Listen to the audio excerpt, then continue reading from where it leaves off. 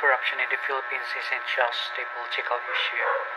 It's a cultural wound that never seems to heal. Every administration promises change, but too often we see the same cycle. Money meant for the people ends up in private pockets, and justice, well, it gets delayed or denied, di ba? Nakakalungkot kasi parang nasanay na tayo na parang normal na ang under the table, di ba? Ang palusot, ang padrino system, especially that one. Pero hindi dapat ganito ang pera ng bayan para sa bayan lang, di ba? So, what hurts the most is that ordinary Filipinos suffer the consequences like poor healthcare, broken roads, underfunded schools, while a few grow richer, millions stay trapped in poverty.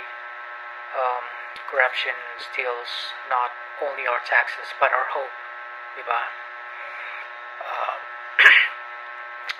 Kaya kailangan nating manindigan, hindi lang sa eleksyon, kundi sa araw-araw na laban para sa karapatan.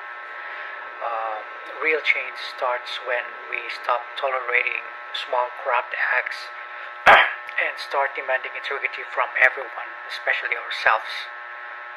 So, if we want a better Philippines, we must fight corruption not with anger but with accountability, courage, and love for our country, di ba? So because real progress begins when honesty becomes our way of life.